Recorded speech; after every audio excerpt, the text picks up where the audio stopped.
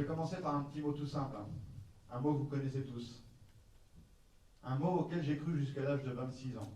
On en a entendu parler de ce mot pendant la soirée. Ce mot, c'est impossible. Combien de fois on vous a dit, c'est pas possible, tu peux pas faire ça? Combien de fois vous vous êtes dit vous-même, c'est pas possible, je peux pas faire ça? Donc ça y est, vous venez d'enlever 80% de chance d'y aller dans votre rêve ou dans votre objectif. Donc vous allez voir dans mon parcours de vie maintenant, j'ai d'abord une idée, ensuite j'ai les infos, j'ai peur, mais c'est trop tard. L'aventure est lancée. Quand je vous parle de l'impossible, après avoir traversé la Manche à la nage, j'ai voulu relier les 5 continents à la nage. Alors j'ai appelé un camarade, Arnaud Chasserie, je me suis dit un nageur valide, un nageur handicapé, tous les deux, main dans le bras. J'ai dit tiens, on va relier les 5 continents à la nage, ça va être une aventure humaine extraordinaire. Alors j'ai été voir les chaînes de télévision, TF1, le groupe France Télévisions, le groupe M6, et je dis hey, c'est moi, j'ai traversé la Manche, maintenant je vais relier les 5 continents, vous voulez bien faire un documentaire avec moi? Comme ça on va pouvoir le présenter à tout le monde, ça va être génial, montrer que tout est possible. Vous savez ce qu'ils m'ont répondu, toutes ces chaînes de télévision? D'après vous? Eh oui, non, non, ils m'ont dit c'est pas possible. Ils m'ont dit un mec comme toi, en prime time à la télé, un mec qui n'a pas de bras et pas de jambes, laisse tomber, c'est anxiogène. Personne ne m'a regardé. Alors je ne me suis pas découragé, je suis parti avec mon caméraman Robert Izeni, avec qui on avait fait un premier film, La vie à bras-le-corps. On a tourné les premières images en Papouasie-Nouvelle-Guinée, et on a envoyé les images en France. Et vous allez voir qu'il y a un coup de destin aussi dans mon histoire. Georges Pernou voit ses premières images, et nous on est parti pour traverser la mer Rouge entre l'Égypte et la Jordanie, pour relier l'Afrique à l'Asie. Et là il y a notre chef d'expédition qui nous dit « Hé les gars, il y a Thalassa qui veut un documentaire ». Moi tout content, j'imaginais un 26 ou alors le rêve ultime, un 52 minutes. Et là il y a notre chef d'expé qui lui dit « Non, non, ils veulent un 110 minutes ». Ça sera le premier 110 minutes de l'histoire de Thalassa. Il est passé le 30 novembre 2012, et on a fait 3 millions de téléspectateurs. Tout est possible, mais vraiment.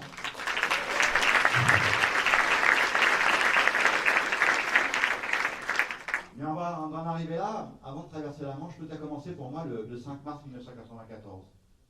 Sans vouloir porter au mien le meilleur, qui m'est arrivé le pire. J'avais un petit garçon, Jérémy, âgé de 7 ans, un petit bébé à l'arrivée. La maison était trop petite, il fallait déménager, et sur le toit de la maison, il y a une antenne de télévision. Je me suis dit, je vais quand même pas laisser cette antenne sur le toit. Donc j'ai pris une échelle en aluminium, que j'ai mis sur le pignon de la maison, une grosse maison tourangelle. Je me suis cordé à la cheminée pour pas tomber, j'ai déboulonné cette antenne. J'ai bien vu la ligne électrique derrière moi, mais je me suis dit, ça passe, tout va bien. Et à un moment donné, j'ai pas assez de force. J'ai posé mes 2 tibias sur le barreau de la chaîne en aluminium, ce qui a créé un contact avec la terre, et ce qui a créé un arc, et 20 000 volts ont traversé mon corps. Le courant est rentré par les mains et est ressorti par les jambes. Là où le courant est rentré, là où il est sorti, ça avait brûlé, enfin c'était plus que brûlé, c'est carbonisé, puisqu'ils ont rallumé 3 fois le courant. La deuxième fois, c'était automatique. Au premier impact, c'était un arrêt cardiaque, on avait défilé à une vitesse dingue. Le film est très court, 26 ans. Et après, il rallume le courant, là je reviens à moi, et à partir de ce moment-là, je ne perdrai plus jamais connaissance. Et là, ils vont faire une grosse bêtise, ils vont rallumer le courant une 3e fois, mais manuellement cette fois-ci. Et là, je vais rester sous tension. Et c'est un voisin, dans un réflexe incroyable aussi, il a entendu les déflagrations, les coupures de courant. Il m'a vu sur l'échelle, il a pris un extincteur, il a mis des bottes en caoutchouc et des gants, il est monté à l'échelle, et il m'a éteint à 2 reprises. Et moi, pour lui dire merci, je lui ai juste fait un petit clin d'œil. Je ne pouvais pas parler. Et depuis ce petit clin d'œil, on est devenus super potes, on peut comprendre pourquoi. Et là, on m'emmène direction le terrain de foot de Saint-Rémy-sur-Creuse, la nuit est tombée. Et là, tout le monde essaie de me sauver la vie, les médecins urgentistes, j'entends tout, j'arrive pas à le piquer, non mais là c'est trop brûlé, c'est par là, non mais on est en train de le perdre. Et d'un seul coup, dans les haut-parleurs de l'ambulance, j'entends le pilote d'hélicoptère qui demande au médecin urgentiste, bon écoutez, j'arrive sur Saint-Rémy-sur-Creuse, allumez les lumières du stade, je vais me poser. Et là, le gars il répond, il dit, on va avoir un peu de mal à allumer, il a tout fait sauter le gars. C'est un peu compliqué. Bon, il n'a pas dit tout à fait comme ça, mais... Et là, le pilote dit, écoutez, je peux pas, j'ai pas le droit, je fais demi-tour, je m'en vais, je rentre. Et le médecin urgentiste lui dit, bah écoute, ok si tu rentres, mais par contre, tu dois savoir une chose, c'est que si tu t'en vas, il est mort. Et là, le pilote, dans un réflexe incroyable, il demande aux ambulances de se mettre en rond, d'allumer les gyrophares, ils se posent au milieu, on met à l'intérieur de l'hélicoptère, on met un casque sur les oreilles, et depuis 1h30 que l'accident a commencé, c'est la première personne qui me parle, c'est le pilote d'hélicoptère. Il décolle, le médecin urgentiste est monté avec moi, et au secours, en pleine nuit, j'entends, bonsoir Philippe, moi c'est Jean-Philippe Guérin. Tu vois, depuis tout petit, je voulais piloter d'hélicoptère. Et le gars commence à me raconter sa vie. Et il est parti. Tu vois, depuis tout petit, je voulais piloter d'hélicoptère. Alors tu vois, je suis rentré dans la gendarmerie, c'est moi qui suis venu te chercher, mon gars. Tu tiens bon et tout. Le mec me raconte sa vie, et bizarrement, en l'écoutant, j'ai plus mal. C'est comme si j'avais un petit peu décollé en même temps que l'hélicoptère. À un moment donné, je fais un arrêt cardiaque. Le médecin urgentiste me redonne du courant. Je pense que j'étais en manque déjà, je crois. Pendant le voyage, pardon. Pendant le voyage, il va me mettre 2 fois du courant et à chaque fois, le pilote va pencher l'hélicoptère tant bien que mal. Il me dit, tu vois là-bas la lueur, c'est Tours, mon gars. Tu m'abandonnes pas, j'ai pris tous les risques pour venir te chercher. Reste avec moi. Et il se pose à Tours. Il descend de l'appareil pour me dire au revoir. Il me fait un petit signe de la main. Et moi, pour lui dire merci encore une nouvelle fois, je lui fais un petit clin d'œil. Et depuis ce clin d'œil, on est devenus super potes. Je sais pas pourquoi, à chaque fois que je fais un clin d'œil à quelqu'un, on devient super potes. Et là, je vais rentrer dans le service déboulé, l'anesthésiste va arriver avec la petite seringue magique, et enfin, il va m'endormir. Enfin, ça va être le soulagement. Pour moi, mais pas pour ma famille, pour mes amis, ma maman qui m'accompagne ce soir, mes proches, c'est à eux que va revenir la décision un jour de leur dire, ben, on est désolé, on ne peut pas sauver la jambe droite. Quelques semaines plus tard, on va leur dire, on est désolé, on ne peut pas sauver le bras gauche. Encore quelques jours plus tard, on leur dira, on est désolé, on ne peut pas sauver le bras droit. Moi, une fois, j'ai une petite phase de réveil dans la nuit, et je suis déjà amputé de 2 bras et une jambe. Et je me réveille et je vois qu'il y a plein de machines autour de moi, et derrière moi, il y a un robinet qui fuit. C'est la torture ultime, quand vous êtes à l'hôpital, vous avez toujours soif. Et là, il y a un robinet qui fait clou. Tiens, je vais me lever. Ben, il est où le bord du lit? C'est que de l'autre côté, mais je vais m'appuyer sur ma jambe, l'alarme se met en route, l'infirmière vient, elle me dit non, c'est pas maintenant. Et elle me rendort. Mon cerveau va se remettre vraiment en conscience 2 mois après l'accident, je vais vraiment me réveiller, et là je me rends compte qu'il reste une seule jambe, la jambe gauche. Bien sûr je pleure, bien sûr je crie, mais il reste cette jambe-là. Je dis allez, ils vont me la sauver cette jambe. Et quelques jours plus tard, une délégation de médecins rentre dans la chambre et m'explique que malheureusement la moelle-osseuse est coulée et qu'on ne peut pas sauver ma dernière jambe. Alors là je m'effondre, effectivement, je demande pardon à la mort, je lui dis ok, j'ai lutté contre toi le jour d'accident, mais tu ne vas pas me laisser là. Quelle va être ma place au sein de la société? Est-ce qu'elle va être ma place au sein de ma famille? Est-ce que je peux exister encore? Alors je me laisse partir. Et là, tout le monde vient tenter sa chance pour essayer de me ramener à la vie. Mes parents, ma mère, mon frère, mon ex-femme, même ma grand-mère. Je suis sûr que si j'ai cette énergie-là aujourd'hui, je la dois à une personne, c'est ma grand-mère. C'était un pilier dans notre famille, c'est une force. Et je suis sûr qu'elle m'a transmis. Même ma grand-mère vient me voir, ça n'a pas fonctionné. Vous savez, j'avais un psy aussi à l'ancienne, quand on est quand même en milieu hospitalier. J'avais un médecin-chef qui était très très dur, qui rentre dans ma chambre. Oh Philippe, on n'a pas coupé assez au hôtel en bloc. Et après, vous avez une psy à l'ancienne qui rentre. Alors, vous savez, le calepin, le stylo, il rentre, il dit ça va? Et là, je dis bah non. Et là, le gars, il continue. Après, il parle plus, le mec, il a. Bah, attends. Ça n'a pas fonctionné. Peut-être qu'il a réussi à faire un travail, j'en sais rien. Mais pour moi, ça n'a pas fonctionné. Et c'est un oncle de mon ex-femme qui vient me voir et qui me dit écoute, Philippe, il vient tenter sa chance, lui aussi, avec sa petite phrase anodine. Il dit moi, j'ai perdu mon papa très jeune. Toi, t'es encore vivant. Il y a Jérémy, ton petit garçon, qui t'attend, il est surtout Grégory. Parce que mon petit bébé est né 2 mois après l'accident. Puis le moment où je me suis réveillé pratiquement. Et là, il a cette phrase qui me dit tu crois pas que ça serait bien que tu sois là pour les guider sur le chemin de la vie, tes 2 petits gars? Et ça m'a réveillé. Un nouveau coup de jus cette fois-ci, mais virtuel. Et je dis ouais, mes 2 petits garçons, quoi. Même si je suis un papa comme ça, je peux encore dire allez, va ranger ta chambre. Et là, je décide de vivre. L'outil de mon premier livre, j'ai décidé de vivre. Et là, c'est parti. Je demande à mes parents, renseigne-toi sur les prothèses, renseigne-toi aussi. Et un jour, je vois un ancien pilote de Formule 1 qui conduit une voiture. Philippe Steph, je dis, papa, renseigne-toi, peut-être que je pourrais reconduire. Et là, je vais quitter le milieu stérile, l'hôpital de Tours, et je vais aller à Paris, à Valenton, en 94. Je vais arriver au centre de rééducation. Et là, je rencontre le médecin-chef. Et là, le gars, il me dit, écoute, Philippe, dans l'état où tu es, on pense que ton petit bébé marchera avant toi. Et ça, vous l'avez compris, c'est pas genre de conneries qu'il faut me dire. J'ai dit, écoutez, moi, j'ai un objectif, puisque vous avez compris que maintenant, je vais fonctionner par objectif dans ma vie. J'ai un objectif. Dans 5 mois, c'est les 50 ans de mariage de ma grand-mère. C'est les 50 ans de mariage de mes grands-parents. Dans 5 mois, je marcherai pour ma grand-mère. Et là, il m'avait fabriqué 2 grosses prothèses monoblocs, 2 gros monstres.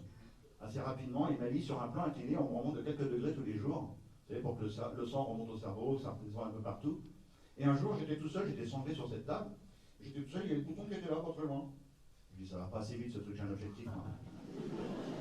J'ai appuyé sur le bouton, à la verticale, je suis tombé dans les pommes. Je me suis fait poire par les médecins, les kinés, mais 4 mois après mon arrivée, il y avait mon petit bébé, parce qu'ils avaient préparé une chambre pour la famille, le petit bébé, ainsi de suite, mon épouse, et on avait une chambre pour toute la petite famille, pour que j'ai de l'énergie.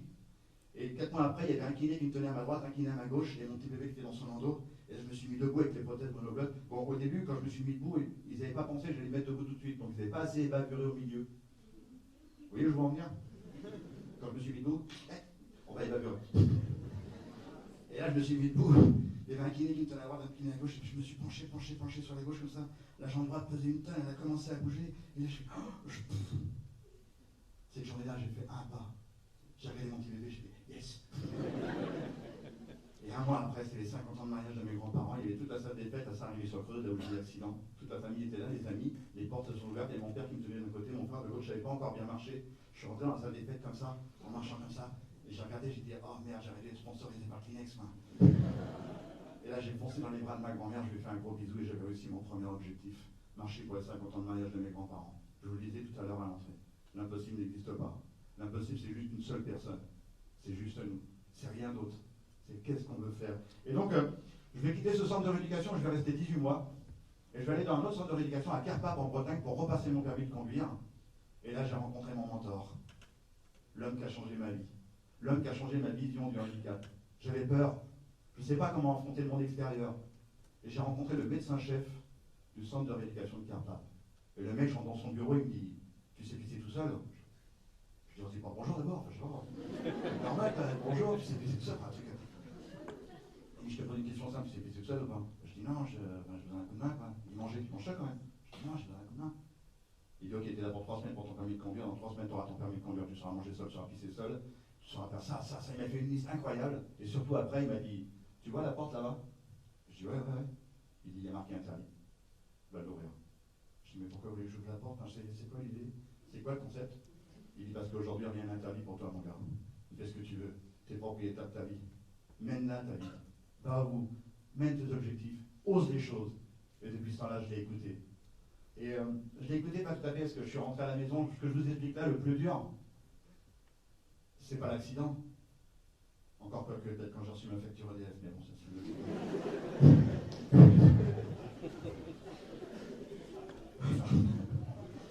le plus dur, c'est pas l'accident.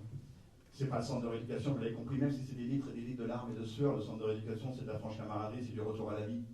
Non, le plus dur, c'est le retour à la maison, il n'y a rien de pire. Le premier jour, la première semaine, le premier mois, tout le monde est là. Et après, tout le monde reprend sa vie, c'est normal. C'était à moi d'apprendre. Mais j'ai pas appris tout de suite. Et c'est ce que j'explique dans mon nouveau livre, c'est ma phase gros con. Ma phase où c'est moi qui ai eu l'accident, donc tout m'a ému. Chérie, j'ai soif. Ah, mais regarde l'autre. J'ai envie de faire pipi. Bah vas-y, non, il y a un truc à la télé. Enfin, ça va pas, quoi. Enfin, j'ai vécu pendant 2 ans avec la télé dans ma chambre. Il faut que je cherche une télé, il faut que je fasse pipi, quoi. D'accord, ok, j'y vais. Voilà, je me suis trompé. J'ai fait une erreur stratégique. Mais je me suis pas rendu compte, et mon épouse a tenu comme ça pendant 7 ans. Elle est partie.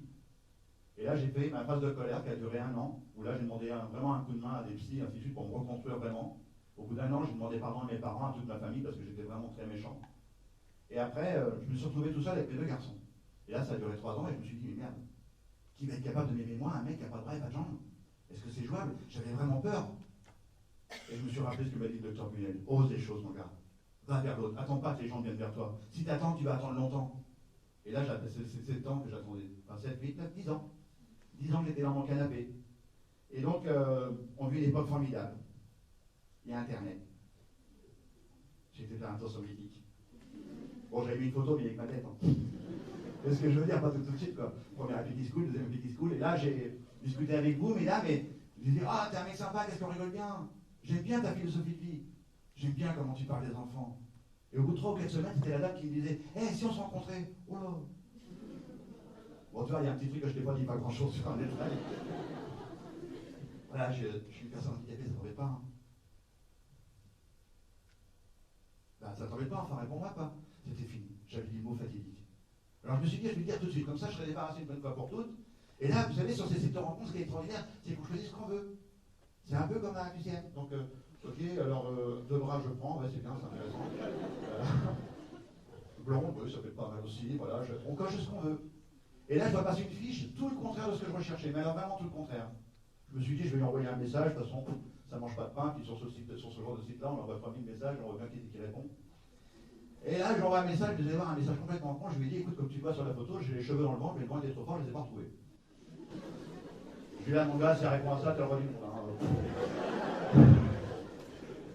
Et bizarrement, elle m'a répondu par un message aussi débile, elle m'a dit, écoute, si le second souffle vers moi, je te les ramène. Oh, je dis, mon gars, ça a vendu, il a plus les faire. Là, on a discuté pendant des semaines, on s'est téléphoné pendant des nuits, et puis un jour, elle est venue à la maison. Et une deuxième fois, et la troisième fois, elle est venue avec énormément de fleurs, des roses rouges, je sais pas, le garçon qui fait ça normalement. Et elle m'a dit, écoute, je crois bien que je t'aime.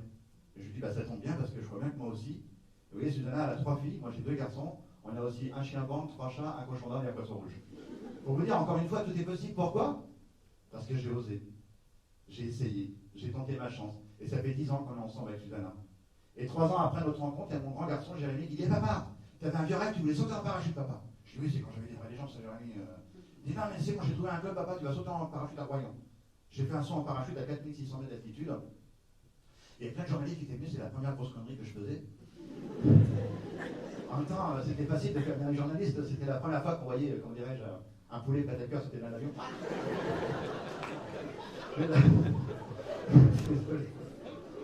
Et là, il y a une journaliste de France 3 qui vient me voir après le saut en parachute, qui me dit: Ouais, Philippe Croison, vous avez fait un saut en parachute, c'est génial, c'est quoi votre prochain rêve? C'est quoi votre prochain objectif?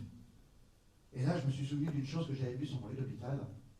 Quand je me suis réveillé, j'ai décidé de vivre. Un jour, j'ai demandé à une infirmière de m'allumer la télévision.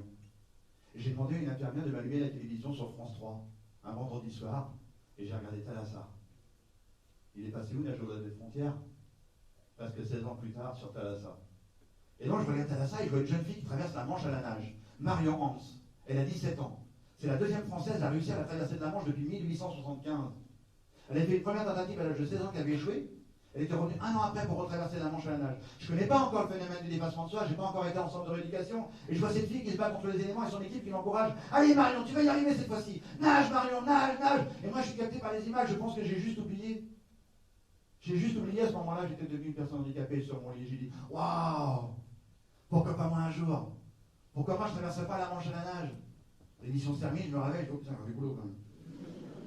Mais c'est tout, c'est rentré dans mon cerveau. Pourquoi pas moi un jour? Des fois, j'en parlais à ma famille, à mes amis, à mon père. Une fois, je lui avais dit, on était en Normandie, en Vendée, je regardais l'île du Pilier au large. Je dis: Papa, peut-être qu'un jour je traverserai la Manche à la nage. Mon père, il ne m'a pas répondu cette journée-là. Il m'a regardé avec des yeux bizarres et j'ai bien vu qu'il s'est dit: Oh merde, il n'y a pas que les vrais les gens qui ont cramé lui. Il y a un court-circuit là-dedans ou pas? Et quand ces journalistes de France 3 me disent: Alors, c'est quoi votre prochain rêve, c'est quoi votre prochain objectif? Ben, je lui dis: Vous savez quoi? Je dis: Peut-être qu'un jour je traverserai la Manche à la nage. Et un peu de journaliste qui se respecte, elle me dit: Si un jour vous le faites, vous me le dites: Oui, oui, bien sûr. Allez, au revoir. Hein. Et je rejoins Susanna et ma famille, je ne leur dis même pas, j'ai dit ça chez les journalistes. Et 4 mois plus tard, cette même journaliste me rappelle, elle me dit: Voilà, Philippe Croison, vous vous rappelez de moi, je vous ai rencontré au terrain d'aviation. Oui, oui, bien sûr. Elle dit: Voilà, il y a le président de la République, Nicolas Sarkozy, qui va faire un discours sur le handicap à la télé.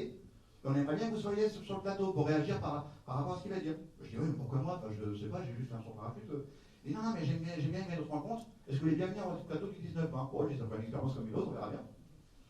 Et je vais au plateau du 19 juin, la journaliste que j'avais vue sur le terrain d'aviation, elle est passée une information à sa collègue. Sur le plateau télé, mais apparemment pas une bonne information. Puisqu'à la fin de l'interview, à la fin de la réaction du président de la République, elle me regarde, elle me dit: Alors comme ça, Philippe Croison, vous allez traverser la Manche à la nage, hein? Et là, quand vous êtes sur un plateau télé, c'est juste un volcan, vous avez le cerveau en ébullition, c'était la première fois, et j'étais là, et là, il y a un vieux tiroir qui s'ouvre, plein de toiles d'araignée, plein de tout ça, il y a un truc qui sort de là-dedans, qui arrive à ma bouche, et je fais: Oui. Et là, tu dis: Qu'est-ce que tu viens de dire? Tu viens de dire oui, mais t'es dingue. Et là, je pars d'un délire total. Je dis: Oui, d'ailleurs, les ingénieurs travaillent sur les prothèses. Et surtout, la phrase qui vient dans ma bouche après, quand je me dis qu'il faut oser des choses, la phrase qui vient dans ma bouche après, je ne sais même pas comment elle arrive dans ma bouche. Je n'étais même pas connu dans mon département. Je dis: Oui, d'ailleurs, il y a mon département de la Vienne qui a 100% de langue pour me soutenir. Et là, je sors du plateau télé, Susanna est derrière la caméra, elle me regarde, elle me dit: Mais c'est quoi la traversée de la Manche? Et je la regarde, je sais pas. Elle dit: Comment ça, tu sais pas? Je dis: Non, j'ai vu ça sur mon lit d'hôpital à la télé, mais je sais pas ce que c'est. Et on rentre à la maison et on ouvre l'ordinateur, et pour la première fois de ma vie, je tape traverser de la Manche à la nage. Et là, je vois 34 km à vol d'oiseau. Je dis: Oh la galère, je sais pas nager moi. Je vois taux de réussite chez les valides à 10%. Température de l'eau 14 degrés. Je dis: Oh là là là là. Et là, la première personne à convaincre, c'était bien sûr Susanna, ma chérie. Je vais regarder, je dis: Écoute, j'y vais, mais seulement si tu me dis oui, quoi. Et par ignorance comme moi, et par amour, elle a dit oui. Donc mon deuxième réflexe, c'est d'appeler le département de la Vienne. Je prends mon téléphone, je dis: Bonjour, oui, je m'appelle Philippe Croison, et je tombe sur la secrétaire du président. Et je dis: Voilà, je m'appelle Philippe Croison, j'ai un rêve de traverser la Manche à nage. Et bon, il voilà. Elle dit: Oui, c'est bon, vous avez hier soir, vous allez. Et elle me dit: Justement, j'ai la consigne, faut que je vous passe directement le président. Je dis: Non, mais sérieusement, directement le président, mais je ne le connais pas. Et là, j'ai rencontré un humaniste. On peut critiquer les hommes et les femmes politiques autant qu'on veut, mais il y en a qui font vraiment le job. Et lui, il fait partie de cette trempe-là. C'était un homme extraordinaire. Je parle de lui comme ça parce qu'il a arrêté sa carrière, parce qu'il était très fatigué. Et quand je l'ai au bout du fil, je dis: Voilà, président, je m'appelle Philippe Croison et je dois traverser la Manche, est-ce que mon département va pouvoir m'aider? Et là, il a la réponse toute simple, il dit: Je pense qu'on n'a pas trop le choix. Et là, je suis parti, il reste encore un peu de temps. Ah non, ouais, 5 minutes, hein, 5 minutes. Parce que j'ai dépassé. Mais je leur avais dit que j'étais bavard. Et là, donc le département dit oui, je vais emmener lui au sport, qui me dit oui aussi, j'accélère très très vite. Donc il me dit, t'as besoin de quoi? Je dis accès à la piscine. Il dit, ok, accès à la piscine illimitée. Je commence à partir, je vais mon prothésiste pour qu'il fabrique 2 prothèses, il fabrique 2 enclumes, 3 kilos par jour avec de la musique pour faire à l'intérieur. 2 enclumes que j'ai pour nager avec. Et là, l'adjoint au maire, il me dit, mais tu vas où? Il dit, t'as un entraîneur? Bah, je dis non. Il dit, tu vas à l'entraîneur? Ah, bah, je dis, ouais, ça serait bien l'entraîneur. Il m'a trouvé un entraîneur. Vous connaissez Philippe Picard, l'entraîneur de natation? J'ai eu le même, mais en fille. Valérie Carbonel, elle avait un objectif en 2 ans, m'engueuler tous les jours. Et quand j'arrive à la piscine de Châtellerault, Valérie, avec toute l'équipe, j'ai monté une équipe en très peu de temps. Mon préparateur physique, mon kiné, 2 nageurs longue distance français qui avaient réussi à la traversée de la Manche. Et j'arrive au bassin de Châtellerault avec Susanna. Susanna met mes prothèses et Valérie, elle me dit, vas-y, fais-nous voir ce que tu sais faire. Je ne savais pas nager, je me suis mis sur le dos. Je dis, je vais traverser la Manche sur le dos, moi. J'ai commencé à battre des pattes et mon entraîneur, regarde, tu fais quoi là? J'ai dit, nage. Elle dit, non, mais t'es sur le ventre. Je me suis mis sur le ventre, j'ai avalé le dos, je fais, non, mais c'est pas possible. Je levais la tête, mais j'avance pas. Ah, je bouge les jambes. J'ai bougé les jambes, mon cœur voulait sortir de ma poitrine. J'arrive au bout de 25 mètres, je m'accroche au bas du bassin, je suis complètement essoufflé. Et là, mon entraîneur me regarde et dit, mais tu veux traverser la Manche à la nage, toi? Et là, je regarde, je dis, ouais, j'ai besoin de vous, quoi. C'est vous, l'équipe. C'est vous qui allez me transformer. Transformez-moi. Et on s'est entraîné, en 2 ans de temps, on a fait 4000 km de natation. Je vais aller un peu plus vite parce qu'il faut faire très très court dans un TX. Et au bout de 4000 km de natation, on arrive le 18 septembre 2010. Il est 3h du matin, mon grand garçon, Jérémy, me réveille. Je suis pas content. Je le regarde avec un air méchant. Il dit, pardon papa, mais je voulais être là pour le départ. Il commence mes premiers étirements pour apprendre à gérer mon émotion. J'avais fait 4 mois de sophrologie juste avant, donc c'est pour ça que j'arrivais à gérer mon garçon qui était là. Il est 6h du matin, on me met dans l'eau, je nage direction la côte anglaise, je pose mes fesses. Susanna, à bord du bateau, prend la corne de brume, le téléphone pour que tout le monde entende du côté français que c'est parti. L'huissier à bord du bateau, il y a le médecin bien sûr, il y a Valérie Carbonel, les 2 nageurs longue distance et les 2 pêcheurs anglais avec leur bateau. 6h du matin, on entend boum. C'est maintenant, on nage. Vitesse du courant dans la Manche, 12 km/h. Ma vitesse de nage, 3,5 km/h. Je suis un petit morceau de plaque et j'arrive à la mer du Nord à une vitesse incroyable. J'arrive pas à m'extraire du courant anglais, mes pulsations cardiaques montent à 170, 180. J'arrive pas à respirer, je suis en hypoxie. Il faut 1h30 pour que j'arrive à m'extraire du courant. Et au bout d'1h30, je prends mon rythme de croisière, 120, 130 en pulsation cardiaque. Et au bout d'arriver au milieu de la Manche, je suis malade, j'ai des coliques, je suis pas bien. Je suis en train de ralentir sérieusement. Et là, il y a toute mon équipe qui me gueule dessus. Allez Philippe, c'est normal, reprends, c'est normal que t'aies froid. Et là, c'est ce qu'on appelle le fameux dépassement de soi. C'est maintenant, quand je suis au milieu de la Manche. Vous l'avez compris, au début, on est 2, Susanna et moi. À la fin, il y a pratiquement 200 personnes qui ont travaillé sur le projet, en 2 ans de temps. Les ingénieurs, les gendarmes en Charente-Maritime qui m'ont entraîné partout où je suis passé. Et là, quand je suis au milieu de la Manche, il y a 200 personnes qui me gueulent dessus. Des chefs d'entreprise, des élus qui m'ont accordé leur confiance. Combien de chefs d'entreprise j'ai appelé? Allô, oui, bonjour, voilà, je m'appelle Philippe Poison, je suis secrétaire, bien sûr. Voilà, je vais traverser la Manche. Ouais, c'est un super défi. Je vais changer de sponsor, génial. Je suis pas sportif, mais je suis en train de le devenir. Ah, ok. Bon, un autre détail, j'ai pas de bras et pas de jambes. Envoyez un mail. Et on l'envoie le mail, mais il n'y a jamais de réponse. À chaque fois que j'ai eu un chef d'entreprise qui m'a accordé sa confiance, c'est quand j'ai eu un rendez-vous avec lui. Et que j'étais en face de lui, je lui dis, fais-moi confiance, je vais l'emmener ton équipe avec moi. On va la traverser la Manche. Et c'est ce qui m'a tenu au milieu de la Manche. Quand je suis malade, il y a 200 personnes qui me gueulent dessus. Hé mon gars, on t'a fait confiance, alors nage, va au bout, reprends. Et là, je vois les images de Marion dans ma tête. Allez Marion, tu vas y arriver. Et d'un seul coup, j'entends mon équipe. Allez Philippe, c'est normal que t'aies froid, reprends, reprends, reprends. Et ça fait 13 heures que je nageais. La nuit est tombée, une nuit noire sans lune. Entre le Cap Blanc-Nez et le Cap Briné, pour ceux qui connaissent le nord de la France, il y a 20 km de plage. Et le courant a décidé de m'emmener où? En plein sur la falaise, en plein dans les roches, en pleine tempête. La tempête s'était levée, j'arrivais plus à ravitailler, le bateau bougeait dans tous les sens. Et j'arrive à mon dernier ravitaillement, je ne le savais pas que c'était mon dernier ravitaillement, mon entraîneur Valérie, elle me dit, Philippe, c'est fini. Je dis quoi, qu'est-ce qui est fini? Tu peux pas m'arrêter maintenant? Pas après 2 ans d'entraînement, pas après 4000 km d'entraînement. Je dis non, je continue, et je suis parti comme un fou. Arnaud s'est jeté à l'eau, Jacques s'est jeté à l'eau, les 2 nageurs longue distance. L'huissier est monté avec une petite embarcation pour me suivre, pour constater que j'ai touché la côte française. Et on fonce droit sur le Cap Briné, en plein dans les roches, en plein dans les grosses vagues. Et Jacques, vous voyez, Jacques, c'est Jean Reynaud, le grand bleu, un mouvement de bras dans la mer, il vous raconte sa vie. Allez, plus vite, à droite, plus vite, fonce, fonce, fonce, fonce. Mes pulsations cardiaques, on monte à 170, 180, j'arrive pas à respirer. Des fois, je lève la tête, j'essaie de voir le Cap Briné, je vois rien. Dans ma tête, c'est un volcan, je dis non, je vais échouer, pas maintenant, c'est pas possible, je peux pas échouer maintenant. Et du coup, en pleine nuit, j'entends Jacques qui crie, Philippe, Philippe, je suis sur un rocher, je suis sur un rocher. J'arrête de nager, je me retourne, avec sortir, je fais. Et là, je fais, waouh! Lui, entend le cri avec sa grosse lenteur, je fais, waouh! Je suis rendu, je suis rendu! Et là, je vous promets, je n'avais rien pris d'hallucinogène, j'ai vu l'huissier qui a décollé vers le ciel. Sauf qu'il décollait pas vers le ciel, c'était une grosse vague monstrueuse qui soulevait sa petite embarcation, qui m'a jeté contre la falaise, qui m'a éclaté. Et Jacques et Arnaud, dans un réflexe incroyable, m'ont rattrapé par les palmes, et ils ont tiré un grand coup, ils ont dit vite, faut se barrer là. Ce que je vous raconte là, ça a duré 15-20 secondes maximum. J'ai même pas eu le temps de comprendre que j'avais fini la traversée de la Manche. Et ce que je vais vous raconter là maintenant, ce sera vraiment la fin. En haut du Cap Griné, il y a pratiquement 150 personnes qui me cherchent. Il y a toute ma famille, mes amis qui avaient fait le déplacement. Et le jour où j'ai quitté les côtes anglaises, on est 12 nageurs à avoir quitté les côtes anglaises cette journée-là. On est 4 à avoir réussi. Moi, je suis arrivé à droite du Cap Griné. Et puis, au même moment, il y a un nageur valide qui est arrivé à gauche du Cap Griné. Ben, toute ma famille, mes amis, ils ont tous couru à gauche du Cap Griné. Tous sauf deux. Il y a mon grand garçon, il a pris son petit frère par la main, il a dit papa, il ne peut pas être à gauche, c'est pas possible. Sauf Roger. Il a demandé à un ami, ils ont sauté, pour ceux qui connaissent, ils ont sauté par-dessus les barbelés de moutons, ils sont tombés dans les trous de vue, ils sont arrivés 5 minutes en haut de la falaise avant que j'arrive, ils ont entendu Jacques Arnaud me gueuler dessus, et surtout moi ils me voyaient bien, parce que j'étais un vrai sapin de Noël dans la nuit, j'avais des clignotants partout pour pas qu'on me perde dans la nuit, dans les grosses vagues. Et quand Jacques Arnaud me tire un gros coup comme ça pour me sauver la vie en pleine nuit, j'entends papa, papa, t'es le plus fort du monde, on t'aime, papa. Et moi je ne voyais pas, la nuit était trop profonde, la falaise était trop haute, et moi je criais moi aussi je vous aime les garçons. Et là on remonte à bord du bateau, je vois Susanna en larmes, mon entraîneur en larmes, même Lucie est en train de pleurer, tout le monde pleurait à bord du bateau. Et c'est à ce moment-là que j'ai compris que j'ai pas traversé la Manche à la nage. On a traversé la Manche à la nage. Et on a réussi. Je vous remercie beaucoup.